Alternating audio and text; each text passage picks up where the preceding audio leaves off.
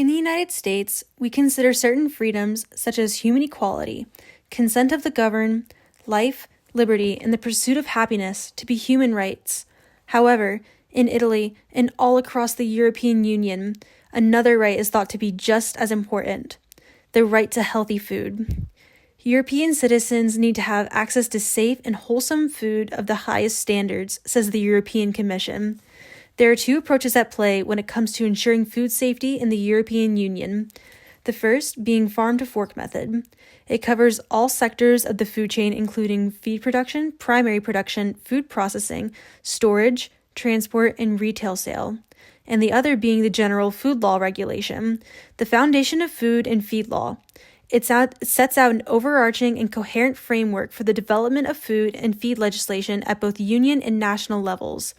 To this end, it lays down general principles, requirements, and procedures that underpin decision-making in matters of food, feed, safety, covering all stages of food and feed production and distribution, all for the explicit purpose of ensuring a high level of protection for human life. When my friends and I first began our study abroad semester in Italy, one of the first things we noticed was that our stomachs didn't hurt after we were done eating. We also realized that we didn't need to eat nearly as often or as much as we used to in the United States. During our stay in Italy, we ate smaller portions once or twice a day as opposed to an enormous meal 3 times a day, plus snacks. At the end of the semester, I ended up losing nearly 15 pounds just from scarfing pizza, pasta, and tiramisu every day. Then I started to question the effects that pesticides have on people. According to Californians for Pesticide Reform, CPR, ironically, there are both acute and chronic effects caused by pesticides, otherwise known as short-term and long-term effects. Acute effects include stinging eyes, rashes, blisters, blindness, nausea, dizziness, diarrhea, and death. Just small stuff, nothing to worry about. The chronic effects include cancer, birth defects, spontaneous abortion, reproductive harm, sterility, infertility, immunotoxicity, neurological toxicity, developmental toxicity, the disruption of the endocrine system, and harm to the internal organs. I sound like a drug commercial, and to think I was complaining about how much my stomach was hurting after I ate. Additionally, pesticide poisoning presents the same as the cold or flu, so oftentimes they are misdiagnosed as such. What makes this even worse is that those who are most susceptible to pesticides are children.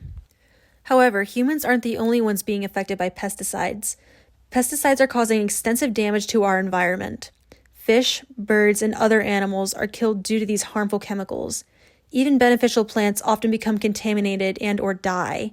Perhaps one of the most, if not the most, harmful forms of pesticide is the contamination of our water, otherwise known as runoff. A study done in 2001 showed that over 90% of our streams and rivers contain one or more types of pesticides in their currents. What makes this worse is that that's only our surface water. Perhaps worse problem is that our groundwater is contaminated with pesticides. That's our drinking water. According to experts, cleanup will either be extremely costly, if not impossible. There's also soil pollution, bad soil fertility, contaminated air, polluted plants, and animal harm taking place. Another thing that I noticed is I can't even pronounce half of the pesticide names.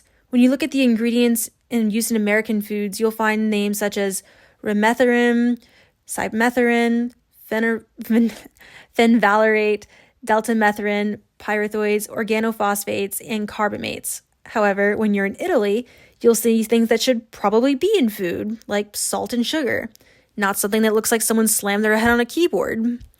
One of the shocking pieces of information that I found while doing my research was that according to EGW, nearly 75% of non-organic fresh produce sold in the United States contains residues of potentially harmful pesticides. Meanwhile, another study showed that roughly 63% of food sampled in Italy had no pesticides at all. EGW did another test where they took 46,569 different samples from fruits and vegetables. The USDA peels or scrubs and washes produce samples before testing, whereas the FDA only removes dirt before testing its samples.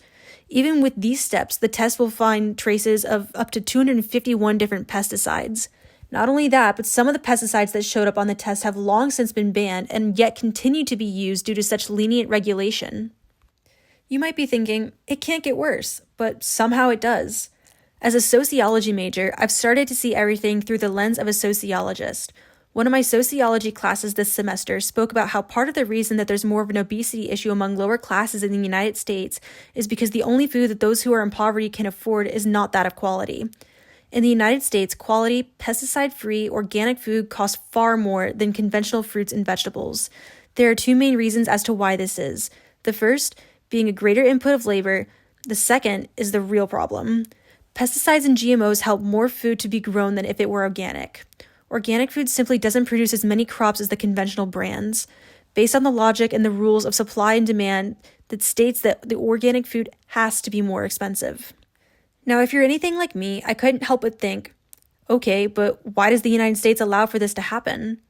According to the FDA, chemicals may be used in food during food production and in packaging to preserve quality, add nutritional value, improve texture and appearance, extend shelf life, and protect food from pathogens that can contaminate food and make people sick. Now, personally, I couldn't really care less about what the texture and appearance is of my apple. What I do care about is what's in it. I want to be very clear. The current state of food regulations in the United States affects Americans of all classes. Pesticides do harm people, animals, and the environment. Other countries, such as Italy, have taken large strides to provide healthy and fresh food, so we know that it's possible to live without pesticides. Unless nothing is done, Americans will continue to suffer from what should be a human right.